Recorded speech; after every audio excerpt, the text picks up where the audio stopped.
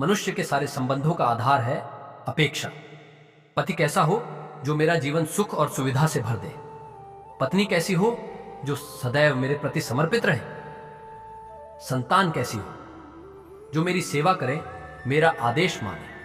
मनुष्य उसी को प्रेम भी कर पाता है जो उसकी अपेक्षा पूर्ण करता है, और अपेक्षा की तो नियत ही है। भंग होना कैसे? क्योंकि अपेक्षा मनुष्य के मस्तिष्क में जन्म लेती है। कोई अन्य व्यक्ति उसकी अपेक्षाओं के बारे में जान ही नहीं पाता। पूर्ण करने की प्रामाणिक इच्छा हो तब भी कोई मनुष्य किसी की अपेक्षाओं को पूर्ण नहीं कर पाता, और वहां से जन्म लेता है संघर्ष। सारे संबंध संघर्ष में परिवर्तित हो जाते हैं। पर मनुष्य अपेक्षा को संबंध का आधार ना बनाए और स्वीकार करे केवल संबंध का आधार तो क्या, ये जीवन स्वयं सुख और शांति से नहीं भर जाएगा। समय के आरंभ से ही मनुष्य को एक प्रश्न सदा पीड़ा देता है कि वो अपने संबंधों में अधिकतम सुख और कम से कम दुख किस प्रकार प्राप्त कर सकता है। क्या आपके सारे संबंधों ने आपको संपूर्ण संतोष दिया है? हमारा जीवन संबंधों पर आधारित है, हमारी सुरक्षा संबंधों पर आधारित। इसी कारण हमारे जीवन के सारे सुखों का आधार भी संबंध है।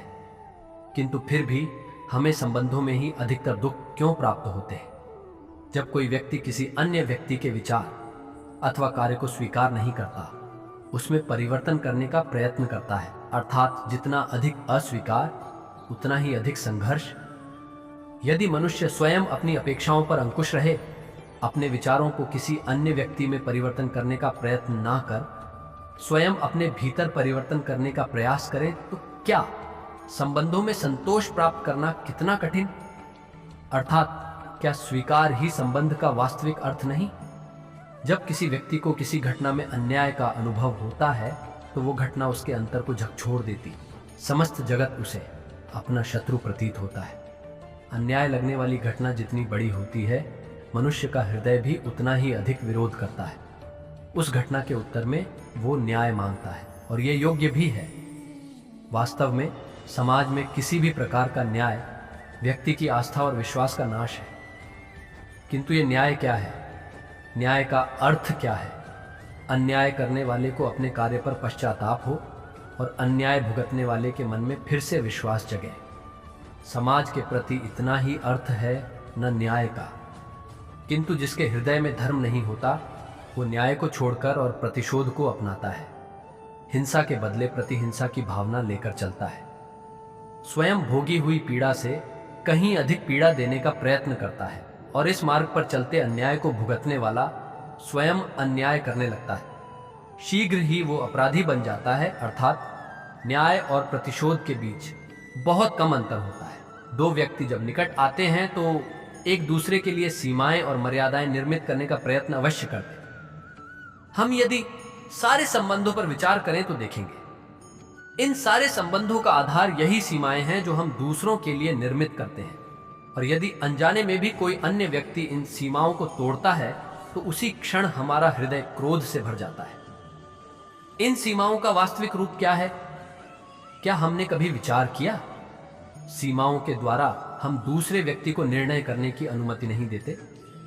अपना निर्णय उस व्यक्ति पर थोपते, अर्थात किसी की स्वतंत्रता का अस्वीकार करते हैं। और जब स्वतंत्रता का अस्वीकार किया जाता है तो उसका हृदय दुख से भर जाता है, और जब वो सीमाओं को तोड़ता है तो हमारा हृदय एक रोग से भर जाता है। क्या ऐसा नहीं होता?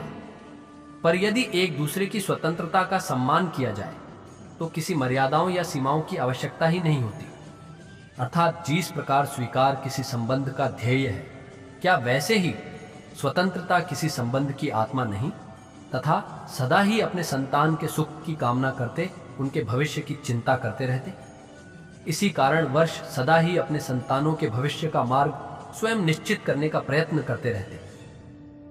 जिस मार्ग पर पिता स्वयं चला है, जिस मार्ग की कंकर पत्थर को स्वयं देखा है, मार्ग की छाया मार्ग की धूप को स्वयं जाना जन्म है, उसी मार्ग पर उसका पुत्र भी चले, यही इच्छा रहती है हर पिता की। उत्तम भावना है। किंतु 3 प्रश्नों के ऊपर विचार करना हम भूल ही जाते। कौन से? प्रथम प्रश्न, क्या समय के साथ प्रत्येक मार्ग बदल नहीं जाते? क्या समय सदा ही नई चुनौतियों को लेकर नहीं आता? तो फिर बीते हुए समय के अनुभव नई पीढ़ी को किस प्रकार लाभ दे सकते हैं? दूसरा प्रश्न, क्या प्रत्येक संतान अपने माता पिता की छवि होता है? हाँ, जीवन के संघर्ष और चुनौतियां लाभकारी नहीं होती। क्या प्रत्येक नया प्रश्न एक नए उत्तर का द्वार नहीं खोलता? तो फिर संतानों को नए नए प्रश्नों, संघर्षों और चुनौतियों से दूर रखना, ये उनके लिए लाभ करना कहलाएगा या हानि पहुंचाना। अर्थात जिस प्रकार संतान के भविष्य का निर्माण करने के बदले उसके चरित्र का निर्माण करना श्रेष्ठ है, वैसे ही संतानों के जीवन का मार्ग निश्चित करने के बदले उन्हें नए संघर्षों के साथ जूझने के लिए मनोबल, विज्ञान देना अधिक लाभदायक नहीं होगा। सबके जीवन में ऐसा प्रसंग अवश्य आता है कि सत्य कहने का निश्चय होता है हृदय में, किंतु मोक्ष से सत्य निकल नहीं पाती। कोई भय मन को घेर लेता है। किसी घटना अथवा प्रसंग के बारे में बात करना या फिर स्वयं से कोई भूल हो जाए, उसके बारे में कुछ बोलना, क्या यह सत्य है? नहीं, यह तो केवल तथ्य है, अर्थात जैसा हुआ था वैसा केवल बोल देना, सामान्य सी बात। किंतु कभी कभी उस तथ्य को बोलते हुए भी भय लगता है। किसी दूसरे की भावनाओं का विचार आता है, दूसरे को दुख होगा, यह भय भी शब्दों को रोकता है। तो यह सत्य क्या है? क्या हमने कभी विचार किया है? जब भय रहते हुए भी कोई तथ्य बोलता है तो वो सत्य कहलाता है। वास्तव में सत्य कुछ और नहीं, केवल निर्भयता का दूसरा नाम है। और निर्भय होने का कोई समय नहीं होता, क्योंकि निर्भयता आत्मा का स्वभाव है। अर्थात क्या प्रत्येक क्षण सत्य बोलने का क्षण नहीं होता? जब भी किसी की आशा और इच्छा भंग होती है तो उसका हृदय क्रोध से भर जाता है। जिस व्यक्ति को वो अपना अपराधी समझता है, उसे दंड देने का प्रयत्न करता है। पर क्या हमारी इच्छा या आशा का भंग होना क्या सदा ही किसी का अपराध होता है? इच्छाओं के अपूर्ण रहने की तो कई कारण हो सकते हैं। कुछ तो संजोग के कारण अधूरी रह जाती हैं, और कुछ नियति के कारण, और कभी कभी इच्छाओं का स्वरूप ही ऐसा होता है कि वो पूर्ण नहीं हो पाती। बिना परिस्थिति पर विचार किए किसी को अपराधी मान लेना न्याय नहीं, प्रतिशोध है। न्याय का आधार तो दया, करुणा, और प्रतिशोध का आधार द्रोध पंखा, अर्थात हृदय में करुणा धारण किए बिना किसी के अपराध के विषय में विचार करना, किसी को दंड देना, क्या अपने आप में ही अन्याय नहीं? और पूर्वाभासों के आधार पर हम भविष्य के सुख दुख की कल्पना करते हैं। भविष्य के दुख का कारण दूर करने के लिए हम आज योजना बनाते, किंतु कल की संकट को आज निर्मूल करने से हमें लाभ मिलता है या हानि पहुंचती, ये प्रश्न हम कभी नहीं करते। सत्य तो यह है कि संकट और उसका निवारण साधजन से व्यक्ति के लिए भी और सृष्टि के लिए भी नहीं। आप अपने भूतकाल का स्मरण कीजिए, इतिहास को देखिए, आप तुरंत ही ये जान पाएंगे कि जब जब संकट आता है तब तक उसका निवारण करने वाली शक्ति भी जन्म लेती है। यही तो जगत का चलन है। संकट ही शक्ति के जन्म का कारण है। प्रत्येक व्यक्ति जब संकट से निकलता है तो एक पद आगे बढ़ा होता है, अधिक चमकता है, आत्मविश्वास से अधिक भरा होता है, न केवल अपने लिए अपितु विश्व के लिए भी। क्या यह सत्य नहीं? वास्तव में संकट का जन्म है एक अवसर का अपने आप को बदलने का, अपने विचारों को ऊंचाई पर करने का, अपनी आत्मा को बलवान और ज्ञान मंडित बनाने का। जो ये कर पाता है उसे कोई संकट नहीं होता, किंतु जो ये नहीं कर पाता दोस्तों, स्वयं एक संकट है। विश्व के लिए विचार की। परंपरा में धर्म बसता है और परंपराएं ही धर्म को संभालने का कार्य करती हैं, ये सत्य है। पर क्या केवल परंपरा ही धर्म है? सत्य तो ये है कि जिस प्रकार पाषाण में शिल्प होता है, उसी प्रकार परंपरा में धर्म होता है। इस पत्थर में शिल्प है, ये पत्थर शिल्प नहीं। शिल्प को उजागर करने के लिए उसे तोड़ना पड़ता है, अनावश्यक भागों को दूर करना पड़ता है। ठीक उसी प्रकार परंपराओं में धर्म ढूंढना पड़ता है। जिस प्रकार इंद्र पूजा की परंपरा को तोड़कर गोवर्धन पूजा का धर्म न ढूंढा जाता, तो यादवों को उनकी मुक्ति का मार्ग नहीं मिल पाता।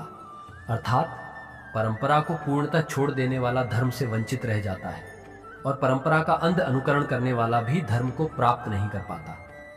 कहते हैं हंस के पास नीर क्षीर विवेक होता है, दूध में मिले पानी को छोड़कर केवल दूध ही ग्रहण करता है। तो क्या सच्चा धर्म प्राप्त करने के लिए हृदय में ज्ञान से जन्मा विवेक आवश्यक है? और ऐसे विवेक के बिना जिसे धर्म मान भी लिया जाए, जो वास्तव में धर्म ना भी हो, ऐसा भी तो हो सकता है। स्वयं भविष्य के आधार पर सब आज का निर्णय लेना चाहते हैं, भविष्य में सुख मिले, भविष्य सुरक्षित हो, ऐसे निर्णय आज लेने का प्रयत्न रहता है। सबका आप अपने जीवन को देखिए। क्या आपके अधिकतर निर्णय के पीछे भविष्य का विचार नहीं होता? और वो भी क्यों ना? अपने जीवन को सरल और सुखमय बनाने का प्रयत्न करने का अधिकार सबका है, पर भविष्य तो कोई नहीं जानता, केवल कल्पना ही की जा सकती है। तो जीवन के सारे महत्वपूर्ण निर्णय कल्पनाओं के आधार पर ही करते हैं। हम क्या निर्णय करने का कोई तीसरा मार्ग हो सकता है? सारे सुखों का आधार धर्म है, और वो धर्म मनुष्य के हृदय में बसता है। तो प्रत्येक निर्णय से पूर्व स्वयं अपने हृदय से प्रश्न अवश्य पूछ लेना कि यह निर्णय स्वार्थ से जन्मा है या धर्म से। क्या इतना पर्याप्त नहीं? भविष्य के बदले धर्म का विचार करने से क्या भविष्य अधिक सुखपूर्ण नहीं होगा? व्यक्ति को जब उसके अपराध का दंड मिलता है, तब कभी कभी उस न्याय को देखकर मन में प्रश्न उठता है कि जब वो अपराध हुआ था तब व्यक्ति भिन्न था, उसके पश्चात उसने इतने पश्चाताप किए, स्वयं में इतना परिवर्तन किया, फिर उसे दंड क्यों मिले? पर जहां आघात होता है वहां भी होता है जैसा कर्म वैसा फल। यदि किसी को प्रेम दोगे तो सुख प्राप्त होगा, यदि किसी की हत्या करोगे तो मृत्यु दंड मिलेगा। जैसा कार्य वैसा ही न्याय, तो फिर पश्चात आपका कोई मूल्य नहीं। जब अपने किसी अच्छे कार्य के उत्तर में दुख प्राप्त होता है अथवा किसी को उसके दुष्ट कार्य में सुख मिलता है, तो मन अवश्य ये विचार करता है कि अच्छा कार्य करने का, धर्म के मार्ग पर चलने का तात्पर्य क्या है। पर दुष्ट आत्मा को क्या प्राप्त होता है? ये भी देखिए, दुष्टता करने वाला हृदय सदा चंचल रहता है, अकुलाता रहता है, मन में सदा नए नए संघर्ष उत्पन्न होते हैं, अविश्वास उसे जीवन भर दौड़ाता है। क्या ये सुख, जबकि धर्म पे चलने वाले, अच्छा कार्य करने वाले सच्चरित्र व्यक्ति का मन शांत रहता है, परिस्थितियां उसके जीवन के सुख में बाधा नहीं बनते, समाज में सम्मान और मन में संतोष रहता है। प्रत्येक व्यक्ति अपना एक राष्ट्र निर्मित करने का प्रयत्न अवश्य करता है, फिर वह राष्ट्र गुरु राष्ट्र की भांति बहुत बड़ा हो या फिर अपने परिवार तक सीमित हो। वो सत्ता प्राप्त करने का प्रयास अवश्य करता है, किंतु सत्ता का वास्तविक रूप क्या है? एक मनुष्य जितने अधिक लोगों के जीवन को प्रभावित कर सके, जितने अधिक लोगों के जीवन की स्वतंत्रता पर अंकुश रख सके, उतनी ही अधिक सत्ता का अनुभव करता है। वो सत्ता का वास्तविक रूप है अन्य के जीवन पर स्वयं का प्रभाव। किंतु क्या वास्तविक प्रभाव प्रेम, दया, करुणा और धर्म से निर्मित नहीं होता? जब भी मनुष्य कठोरता और अधर्म से सत्ता प्राप्त करने का प्रयत्न करता है, तब वो दूसरों के हृदय में विरोध अथवा विद्रोह को जन्म देता है, और परिणाम इस प्रकार कुछ समय के लिए वह स्वयं को प्रभावी और शक्तिशाली अवश्य पाता है, किंतु वह वास्तविक सत्ता नहीं है। यही कारण है कि भृगु और वशिष्ठ जैसे आर्षियों की आज भी पूजा की जाती है, रावण और हिरण्यकश्यप की नहीं। इस पर तो आप विचार अवश्य करें। सत्य कहना, इस संसार में आने वाला प्रत्येक बालक संपूर्णतः संस्कार रहित होता है। उसके अंतर पर न किसी अच्छे संस्कार के चिन्ह अंकित होते हैं, न ही बुरे संस्कार के, अर्थात जन्म से बालक में ना कोई गुण होता है और ना ही कोई दोष। ये दोष अथवा गुण किस प्रकार प्राप्त होते हैं? क्या हमने कभी विचार किया है?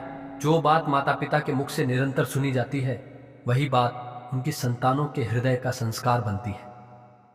जैसे किसी गांव में नदी तट तक एक डंडी बन जाती है, केवल उस मार्ग पर बार बार चलने के कारण, अर्थात माता पिता के हृदय की इच्छाएं उनकी संतानों के हृदय का दोष अथवा गुण बनकर जन्म लेती है। क्या यह सत्य नहीं?